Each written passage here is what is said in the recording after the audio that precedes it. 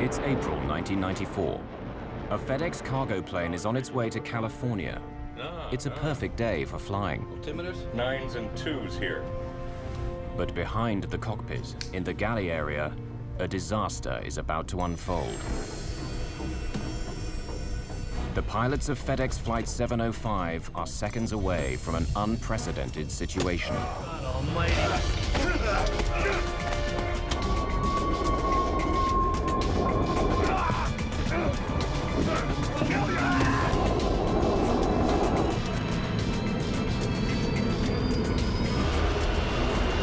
Center emergency. He's had an attempted takeover. We need an ambulance, and we need armed intervention. Let me up!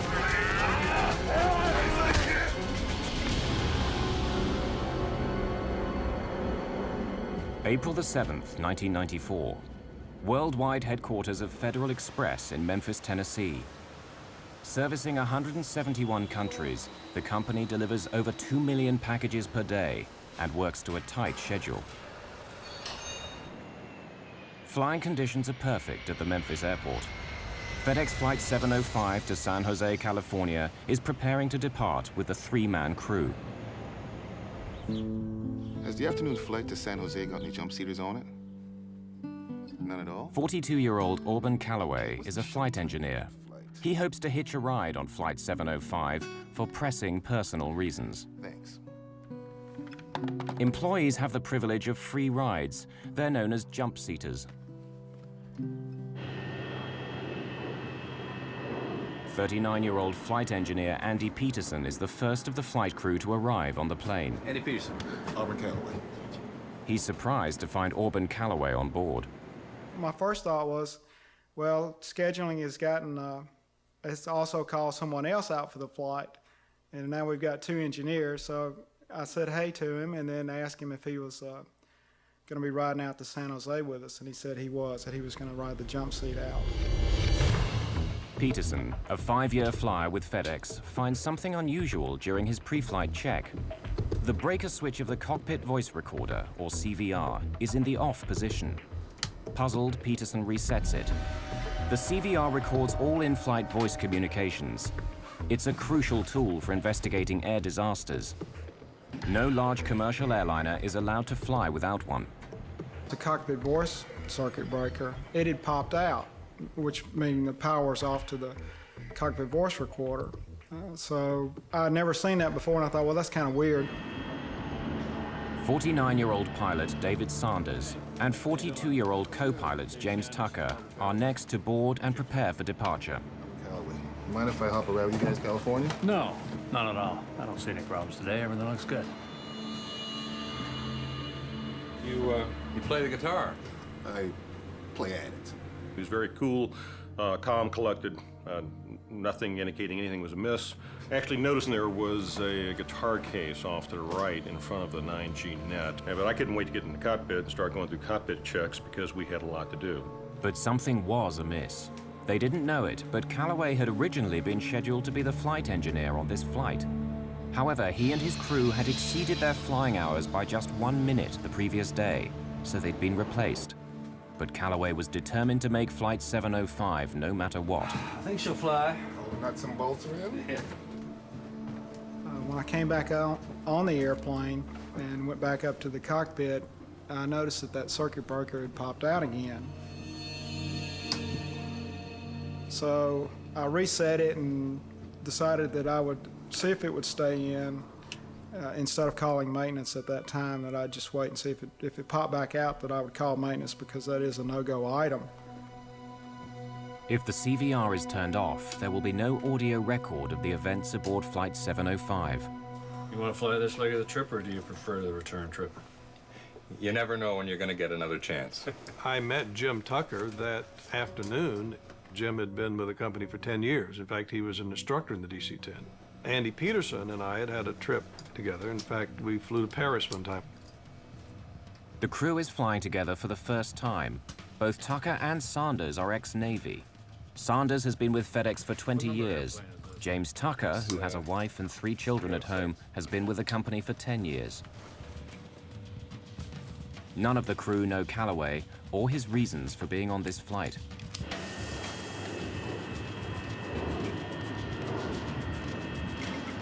Express 705, heavy runway 27, clear for takeoff. Express 705 cleared for takeoff. Lights if you want them. I mean clocks if you want them. Lights are coming on. We'll get the vertical speed wheel here in a minute. How's the checklist look? All right, before takeoff is complete. Your airplane? Set standard power, please, before they change their mind. Power is set.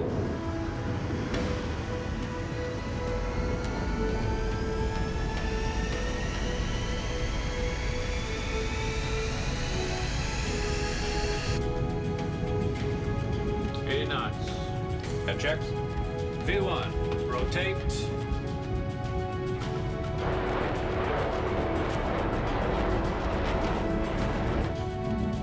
Positive rate. Gear up, please. FedEx Flight 705 is airborne and westward bound.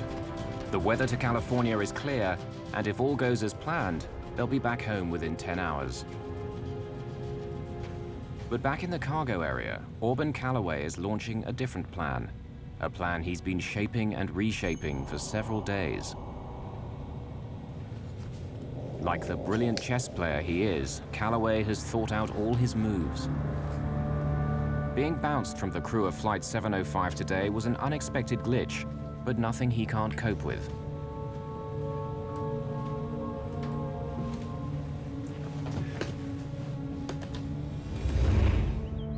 At his home that morning, Calloway already had to make a small adjustment to his plans. The flight bag he'd planned to take with him on his journey is in for repairs, so instead he packs a guitar case.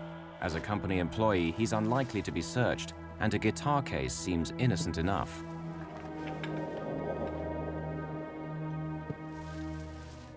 Here you have a man who made some accomplishments that no other African American had ever made. Calloway graduated from Stanford University in 1974. He became a top Navy flyer, then a commercial pilot, but his 5 years at FedEx have been as a flight engineer. He was highly intelligent, a driven person to accomplish goals, and had before him an opportunity of a tremendously positive career.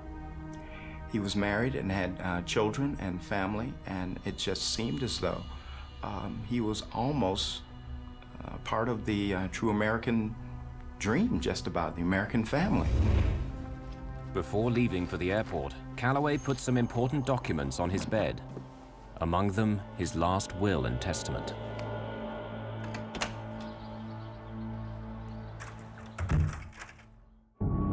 FedEx Flight 705 is several minutes outside Memphis, still climbing and passing through 5,800 meters.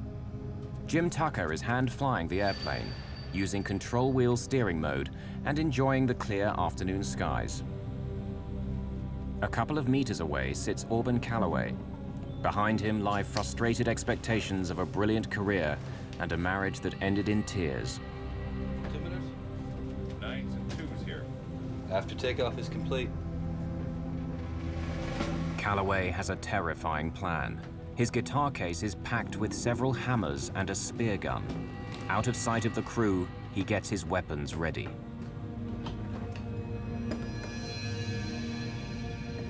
To be successful, Calloway will have to act quickly. Speed and strength will be critical.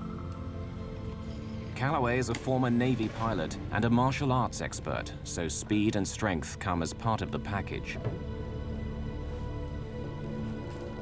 The original plan was to take out his original crew, which would have only been 2 individuals. One was a female, much smaller than the crew that he wound up facing on Flight 705. No, I live in Fisherville. Fisherville. Great spot. I had the cockpit door locked open. I noticed that Calloway was walking up into the cockpit. I just caught him out of the corner of my eye and basically saw you know, his arm coming up, and I thought, well, he's just coming up to sit and talk with us for a while.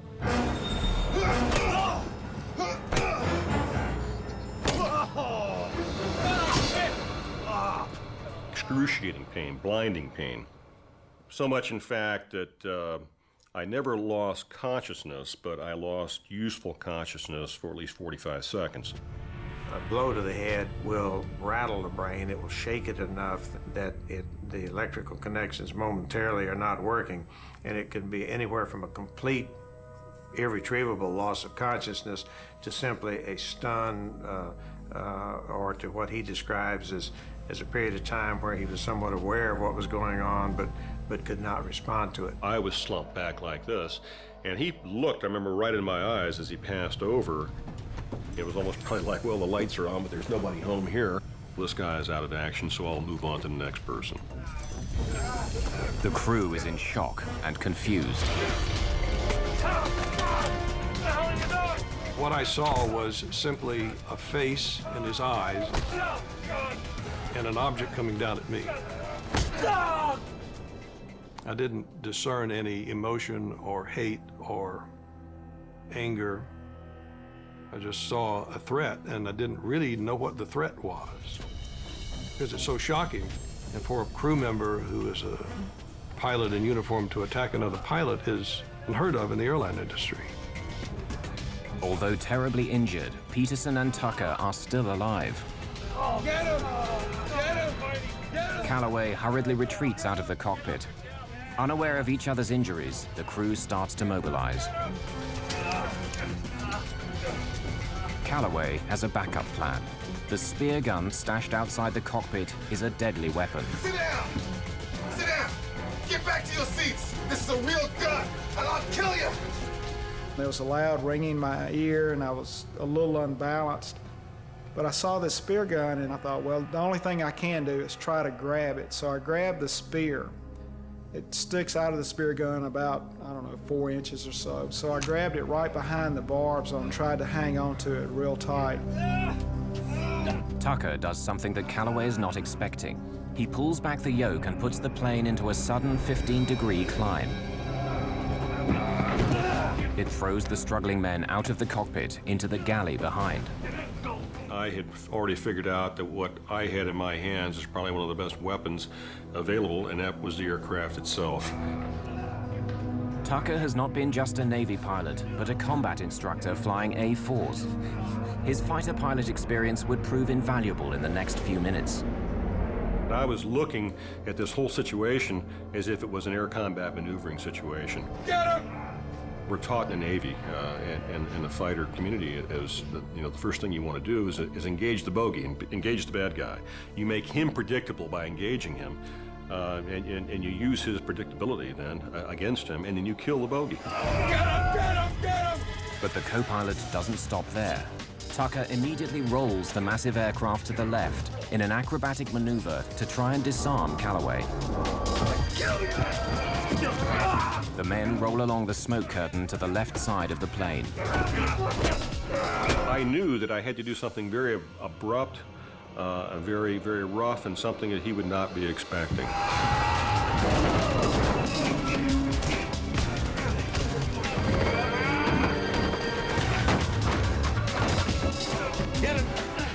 Tucker has no idea whether rolling the plane is helping Sanders and Peterson as they try to restrain Calloway. The fight continues with the men pinned to the left side of the plane. The crew members are rapidly losing blood and strength. Tucker continues to execute the roll, all the while trying to maintain a visual reference outside the captain's window. Get him, Andy, I got the airplane. So you roll the airplane over on its back and pull through completely in the vertical. But at this particular point, if I'd rolled the airplane over on its back, I wouldn't really be able to see what I was doing. This is not a bubble canopy that you have over the top. You're actually looking out. It's got expansive windows, but nonetheless, you roll this airplane over on its back, you can't really see that much of what you're doing. So I rolled it to about 140 degrees where I could still see out over the side as the airplane's nose was starting to come through. Tucker rolls the 250,000 kilogram DC-10 to 140 degrees, almost on its back. Commercial aircraft are never meant to roll more than 60 degrees. The men continue their fight on the ceiling of the aircraft. Calloway wrenches the hammer in his hand free and hits Sanders in the head. Tucker decides to pull back on the yoke and put the plane into a steep dive, a risky but cunning move.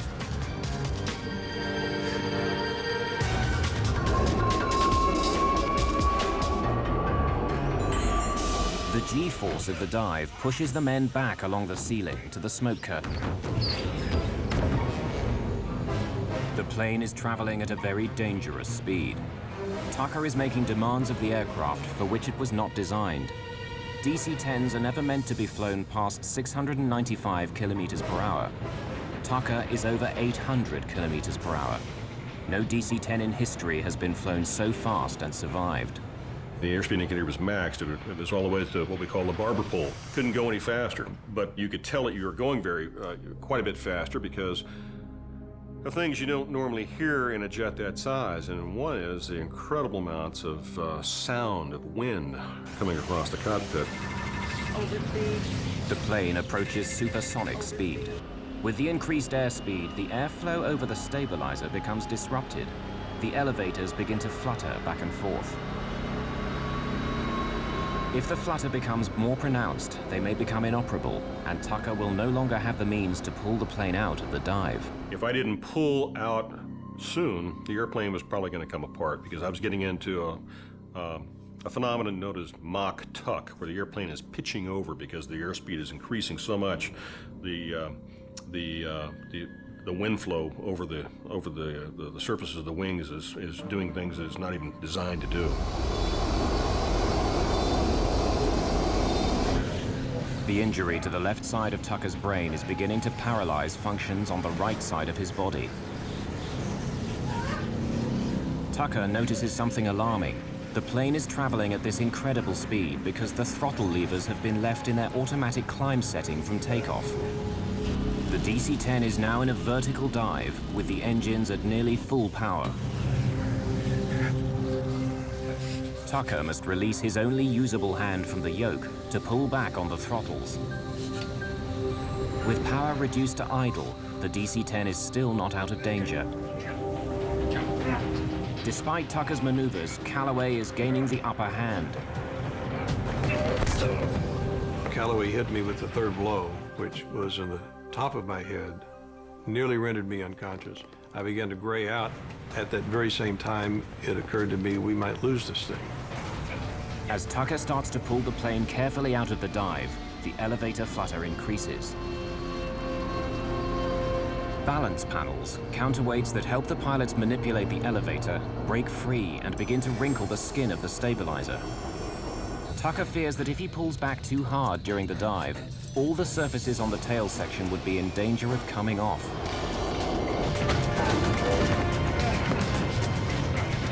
Sanders' strength is nearly spent, and Peterson's head is bleeding profusely from his ruptured temporal artery. Somehow they manage to pin their attacker down. The G-forces began to be reduced as he began to level off from pulling out of the dive. I saw the hammer in Calloway's hand. I then reached for the hammer with both my hands and pulled the hammer out of his hand. Sanders believes this is a turning point. The plane is safe for the moment.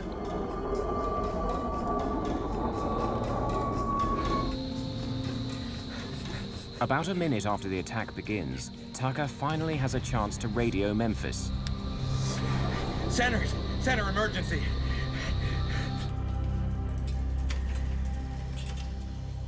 Air traffic controller Kent Fleshman and his trainee receive Tucker's emergency request. Aircraft with emergency, say again. Center. Aircraft with emergency, say again. Listen to me. It's Express 705. I've been wounded. We've had an attempt to take over and Aboard the airplane. Give me a vector, please. Back to Memphis at this time. Hurry. Express 705, fly heading 095, direct Memphis. 095. direct to Memphis. Get me an ambulance and alert the airport facility. Hey, Memphis, you still with me? Affirmative 705. Descend and maintain 10,000.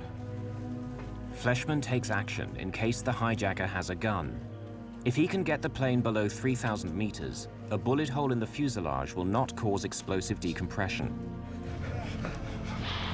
Tucker hears the fight increase in the galley. Again, he uses his only weapon, the aircraft. The maneuver throws the men onto the side of the plane. Let go of the spear! Look, just keep talking to me, okay? Express 705, affirmative. If you need an ambulance, stand by and we'll get that for you. Yeah, we need an ambulance, and, We need armed intervention as well. Make sure and notify the SWAT team he's asking for armed intervention. Fleshman recognizes the term armed intervention as the most serious request from a pilot. It means they want armed officials to storm the plane upon landing. Memphis approach has to be alerted. We have an emergency. Express 705. He's had an attempted takeover on the aircraft. He's had an attempted takeover. Okay. Radar contact. Put him on 119.1. Paul Candelino, a 44-year-old veteran controller, now spots Flight 705 on his radar screen. But something's wrong. The plane is heading away from the airport. It looks like the hijacker has seized the plane. The crew of FedEx Flight 705 has been attacked by a co-worker and have declared an emergency. Intervention. Air traffic control watches helplessly as they fly away from the airport, while the fight for control of the plane continues. Co-pilot James Tucker is pushing the DC-10, his best weapon, to its limits. He now throws the wheel round, flipping the massive plane in the opposite direction. Tucker, drawing on his military experience, reverses the role, keeping his maneuvers unpredictable. Here I am, all alone in the cockpit. The fight is still going on in the back. I don't know who's winning, I don't know who's losing. And that was about the only time I really had time to be frightened. And it was a very horrifying situation at that point, thinking that quite possibly Auburn was winning. 3.5 minutes after the attack, though pinned and injured, Auburn Calloway will not relinquish the spear. The anger was coming in then, and so when I hit him, it was with the intent to disable him and eliminate his ability to fight. Not kill, but to injure him sufficiently that he could fight no more. So when I swung the hammer, it was with all the strength that I had.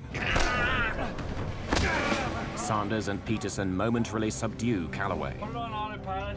Get back here. The captain's yelling at Tucker to come and help, but he's the one flying the plane. Express 705. I've contact Memphis approach on 119.1. They are aware of your emergency. Jim, quick, Jim. Request a single frequency approach. Single frequency approach. Roger. We'll pass that along. 119.1. Put it on autopilot. Come on, Jim, quick. Get back here. But you have to understand that that's probably the strangest request that I've ever had, come my way, because here I am, the only one up front in the cockpit now, and for me to go ahead and get up and go to the back means I've got to, first of all, stand up, which I didn't know until the particular time I tried to stand up. It was very, very difficult to do so. Jim Tucker, with a fractured skull and only one side of his body functioning, puts the plane on autopilot and struggles out of his seat to help. Hey, wait a minute, I'm coming. Autopilot. But the plane's gyros haven't stabilized sufficiently for the autopilot to take over. Okay. Now, no one's flying the plane. 705 Heavy, how do you hear? Paul Candelino tries to establish radio contact with Flight 705, but there's no response. Their radar screens show the aircraft turn to the north, then the west, finally southwest, heading away from the airport. There's only an eerie silence. Anything could be happening on board the plane. As I stepped into the forward cargo area, I was absolutely amazed at what I was seeing. All three of the individuals are completely covered with blood. Auburn Calloway on his back. There are papers everywhere in the back. You can see where the jump seats, which is just a normal commercial airline seat, has had the covers torn off. There's bloody footprints on the top of the ceiling. There are coats that have come out of closets. It's total carnage in the back. Sanders has disarmed Calloway and handed the spear to Tucker. You move, Oxley. You keep him contained. I'm going to get the airplane. Go get the airplane. They decide that Sanders, the captain, should fly the plane back to Memphis. You take this. Tucker wants the weapons as far away from Calloway as possible and asks Sanders to take them with him to the cockpit. In an emergency situation, it's expected that the captain of the airplane will fly the airplane. I was in somewhat of a daze because of the fight. I wasn't sure of the direction of the airplane. I wasn't sure of the condition of the airplane, but it appeared to be flying okay. I was bleeding excessively from the top of my head. I couldn't see out of my left eye. I thought the fight was over. I mean, I had hit Calloway 4 times in the head with a 20-ounce framing hammer as hard as I could swing it. He had stopped fighting, and he was bleeding, and he looked like he was severely injured. Tucker can't tell anymore whether his hand is gripping the spear. The blows to his head have caused a blood clot on his brain and have damaged his sense of touch. Let me up! Let me up! I won't fight anymore, please! I can't breathe! Though several gashes have been opened in his skull, Auburn Calloway cannot be trusted. Both pilots know their strength is quickly running out. I can't breathe! Sanders, safely back in the driver's seat, must get the plane on the ground, and fast. Memphis, can you hear me? Is this Express 705 Heavy? 705 Heavy, yes. Express 705 Heavy, Memphis. Roger, I do hear you. You can proceed direct to Memphis if able. Expect runway 9er. The altimeter is 30.29er. You understand we're declaring an emergency. We need security to meet the airplane. We'll stop on the runway if we can. Captain Sanders, without his glasses and with blood dripping into his eyes, thinks that the plane is on a course back to the airport. But it's still heading southwest, away from Memphis at over 550 kilometers per hour. Roger. Express 705 Heavy, is the situation under control or is it still in progress? We appear to have it under control.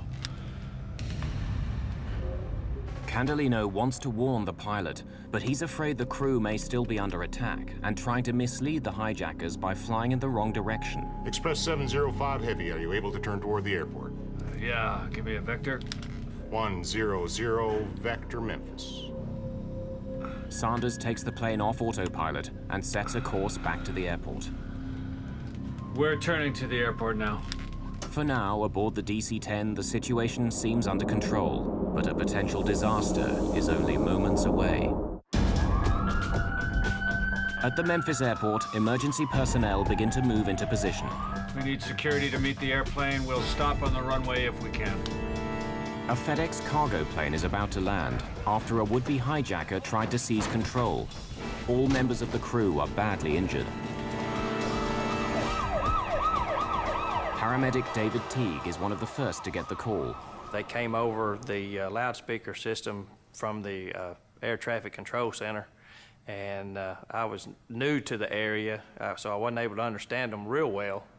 But I got the words hijacking and some other stuff, and was advised that there had been a hijacking on an airplane, and then dispatched us out to the runway where the plane was going to be landed. The airplane is heading for the safety of Memphis Airport, but that in itself presents another scary possibility. The aircraft is more than 16,000 kilos over the recommended landing weight, with more than 38,000 kilos of fuel still in its tanks. In most emergency landing situations, there's time and opportunity to dump any excess fuel. But Sanders knows the switches and levers are too far away to access safely. You'd have to get up and go back to the engineer's panel where the fuel dumping switches are and set up the engineer's fuel panel to dump fuel. So it's virtually impossible for, say, the captain to dump fuel while he's attempting to fly the airplane.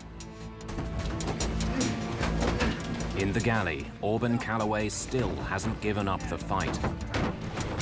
Calloway drags himself towards the jump seats with Peterson and Tucker on top of him.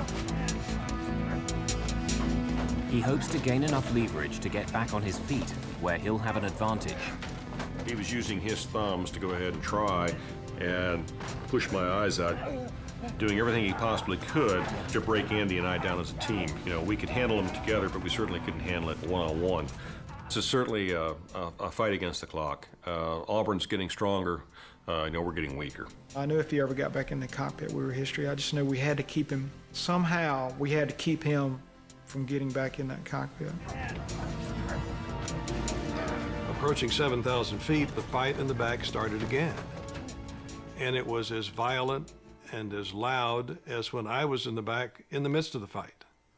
It became so violent and loud that approaching 7,000 feet, I decided that I was going to level the airplane, turn on the autopilot, go to the back of the airplane, and kill Calloway.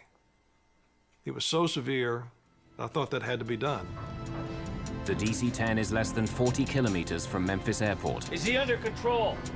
I don't know. The sound of the struggle worries Sanders. He decides this has to end. I released the seatbelt, climbed out of my seat, headed to the back of the airplane, and Jim Tucker said to me, "David, I think we have him under control now." I said, "Are you sure?"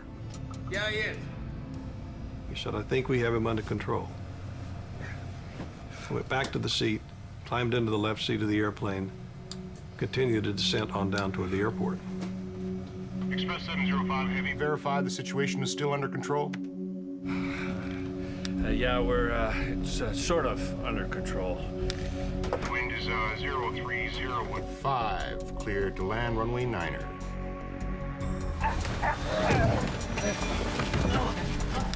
Clear to land? Now Sanders faces yet another possible disaster. The delay caused by getting out of his seat means he's way over the normal approach speed, too high and too fast. He'll not be able to slow the overweight plane quickly enough to land on runway 9er. Coming around to 36 left. Runway 36 left is longer at 2,800 meters, but it's perpendicular to his flight path. To land there, he needs to make a series of turns, reasonable maneuvers for a fighter jet or a crop duster, but for an overloaded DC-10 with an injured pilot, nearly impossible. First, he must turn 90 degrees to the right, fly parallel to the runway, and then execute a tight 180-degree turn. Okay, Express 705 Heavy, runway 36 left, cleared to land. Cleared visual approach 36 left. Wind is 050 at 8. Sanders must ignore the computer warnings and push the plane beyond normal operating limits. The plane is nearly on its side. All of a sudden, he just turned it up on his wingtip, looked like a fighter jet, and put it in a real tight turn, and then disappeared down behind the terminal. When he got down low enough, we couldn't see him. And at first, I thought he might have crashed because there was some construction going on the airport at that time, and there was some smoke coming up south of the terminal, kind of where we were going. A hammer is lying in the galley. The men struggle to reach it. This could be Calloway's last chance to gain control. Sanders has turned 90 degrees to the south, flying the downwind leg parallel to runway 36 left. The airplane was probably at about 300 feet above the ground at that time. The throttles are at idle. They've been at idle since I left 7,000 feet. That's an extremely unusual engine power setting to land a big airplane. You always land, make the approach with power on, a lot of power on. In this case, it was at idle because I wanted the airplane to slow down so that we would not exceed the limits of the landing gear and the flaps, so that we would touch down at or below 195 knots.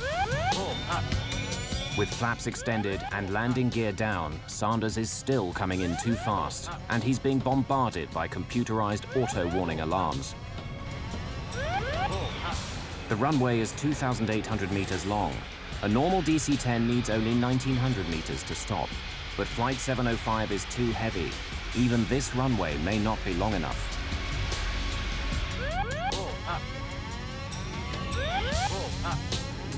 Peterson manages for the first time in the fight to get hold of a hammer, but is extremely weak due to blood loss. You gotta hit him, Andy, you gotta hit him! I was almost like pleading with him, and I told him, I said, Andy, you know, you gotta hit him. You know, he's about ready to, to take us down. And I guess I gave him kind of a blank stare of, what are you talking about? And he looked at me real stern, like a father would look at his son, saying, you've got to do this. And he said, hit him.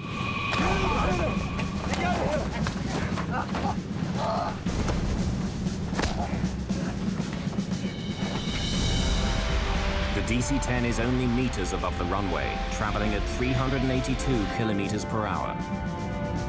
Sanders can only hope he won't explode the tires or crash beyond the runway.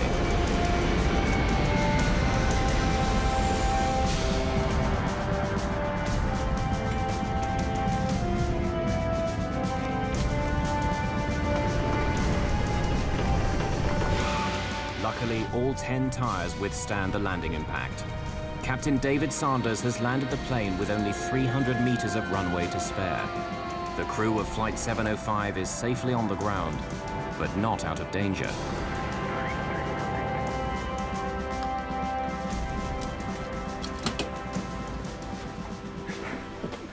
Blow the door!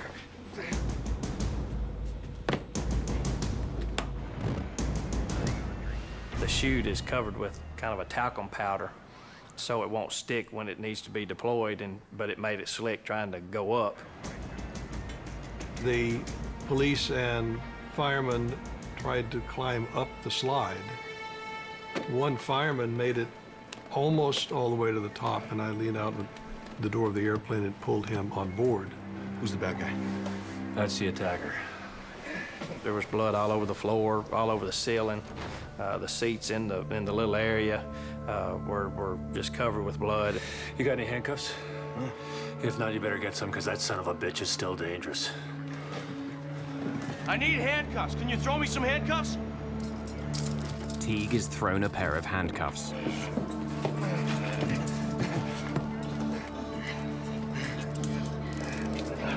Stand here, in the middle of the chain. Ouch! Get your foot off! You're hurting me! Ow! Sanders holds Calloway down as Teague examines Peterson, who barely has a pulse and is the first crew member to leave the plane. Sanders is the last member of the crew on board. Standing in the door of the airplane, I had a sense of euphoria I've never experienced before or since. It was the sense of we had been there, and we came back and we won.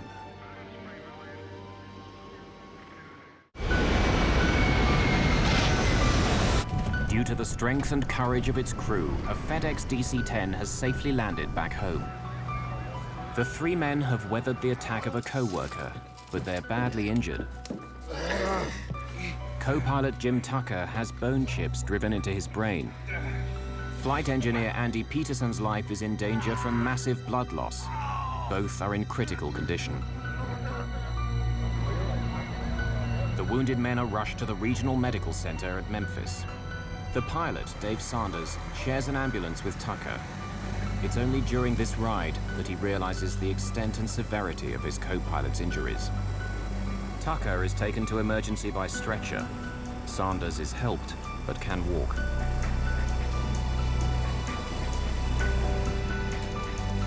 Restrained and under guard, Calloway is also taken to the same emergency facility. But the important question still remains. Why did Auburn Calloway attack the crew of Flight 705? The full story is beginning to unfold. Divorced in 1990, Auburn Calloway still tries to support his ex-wife and their 2 children, and wants to secure their financial future. He was very interested in the welfare of his children, very interested that they not live the kind of childhood he had lived. The evidence for a suicidal mission against FedEx grows as investigators search the aircraft and find a letter to Calloway's estranged wife. Dear Pat, I want you and the kids to know that I lived for you. I thought of your welfare every day. Though, for example, how can I guarantee having enough money for Keela and Bernie's Stanford education? He was obsessed with his financial well-being. He was interested in his children. I tend to believe he's interested in his marriage. And I know his marriage was coming apart, or had come apart, basically, at the time of this incident. But I suspect he was also a difficult man to be married to. By April the 7th, 1994, Calloway may be thinking his career is over. Life had been one disappointment after another. The failed marriage, the kids he can't afford to send to university, the brilliant pilot who ends up as an engineer on a cargo plane. And now even that may be about to go. The following day, he's supposed to report to a FedEx hearing about falsified information he'd given the company. During our investigation, it appeared that he had overestimated the number of hours of flight experience that he had, and that the company was taking a look at this. Calloway may be afraid he'll be fired. At just 42, his professional life could be finished. He comes up with a solution. The goal is to leave my children well off. The goal is to escape, I guess, the pain of this life. I can't continue to participate in this life and still leave them well off because I'm fixing to lose my career. And I won't have the ability to provide for them like I'd like to. But my life has value if it's given in an accident. Calloway cashes in all the funds he can lay his hands on and sends a total of $54,000 to his ex-wife. But his life insurance is worth about $2.5 million if he dies in a work-related accident. I would much rather go on a date, time, place, and a method of my own choosing. I resolved some time ago that the next time my security and future is threatened or seriously jeopardized, it's time. My time to go. Perhaps he believes his family would receive the maximum insurance payout if he crashed the plane in an apparent accident.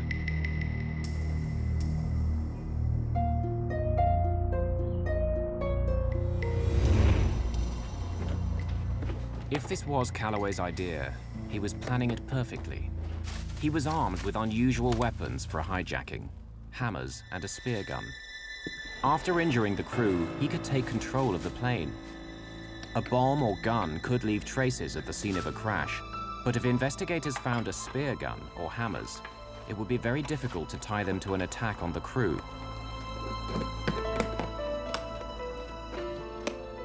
I believe it would have been impossible to tell the difference in the type of injuries that a hammer would have made with the type of injuries that you might sustain in a large crash.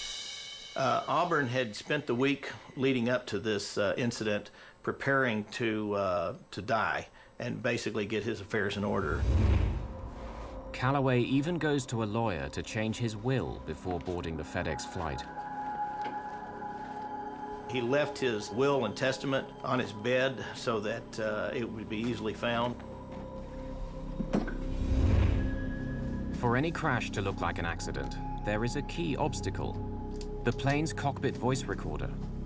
Switching off the CVR's power would disable any recording. I think she'll fly. As long as all the nuts and bolts are there. Yeah. If Peterson in his pre-flight inspection discovers the thrown switch, it would be a setback. But Calloway would know he simply has to fly the airplane for half an hour. That's the length of the tape's recording time. After 30 minutes, any incriminating recording would be gone forever.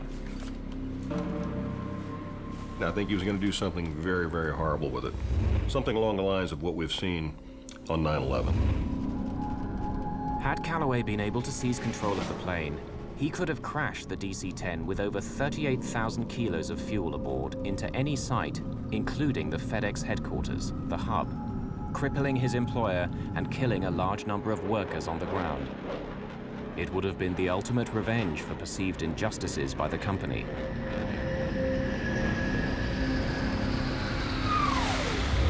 company may never have figured out exactly why that airplane crashed back into the hub. Well, after 9/11, there were a lot of improvements to our security program, both in the United States and worldwide. Our cockpit crew members are the most highly checked and monitored group of people in the world. I only know of this one incident in my 46 years of aviation experience where a crew member was involved in something like this. The flight of FedEx 705 took about 30 minutes, but the impact it had will last for years. He was convicted of attempt aircraft piracy, an offense that carried a minimum of 20 years confinement and up to life in prison. Although Auburn Calloway pleaded temporary insanity at his trial, the jury didn't believe him and found him guilty. On August the 11th, 1995, he was sentenced to life imprisonment in a federal penitentiary. He has no chance of parole. The pilots on Flight 705, they are the real heroes. It is amazing that they were able to do what they did, given the injuries that were inflicted upon them. When someone's struck with a hammer on the skull, there can be linear radiating cracks that go out on the skull. And then if it's hard enough, there may well be in-driven bone right at the site where the hammer head hits the skull and drives it into the skull. This is a replica of my skull cap. It was put together by use of a CAT scan protocol to give the proper shape of my skull and also the shape of the defect that we're dealing with here. This is the area that I was hit on the left parietal. For a year and a half, I was actually walking around in this configuration. It took 2.5 years to recover completely because I had to learn how to walk, talk, and chew gum all over again. I had 3 major operations. I operated on him twice more after his initial injury and then followed him through his rehabilitation.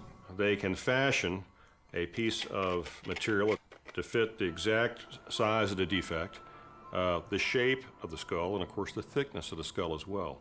It's a blown acrylic called an HTR, or hard tissue replacement.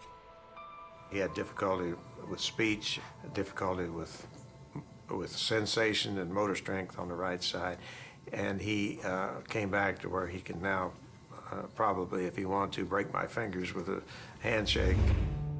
On May the 26th, 1994, the crew of FedEx Flight 705 was awarded the Airline Pilots Association Gold Medal Award for heroism, the highest award a civilian pilot can receive. However, because of the legacy of their injuries, none of the crew has been certified as medically fit to fly commercially. I always thought, I'm gonna fight, I'm gonna overcome this thing. Except that that's when they found out that I had a slight seizure disorder. I'm seizure-free, but it's because I had to take medication. And the only way for me to be able to fly without somebody with me is to be off of medication. At this particular point, it's been ascertained that I'll never be able to do that. I'll be on medication for the rest of my life. I miss the flying. Every time I see an airplane go over, I wonder where it's going. So I miss that part of it. But I really cherish the fact that, I'm still alive and able to be with my family. The bond of pilots and what you do together in the airplane, outside the airplane, all that, I miss that. I miss it very much.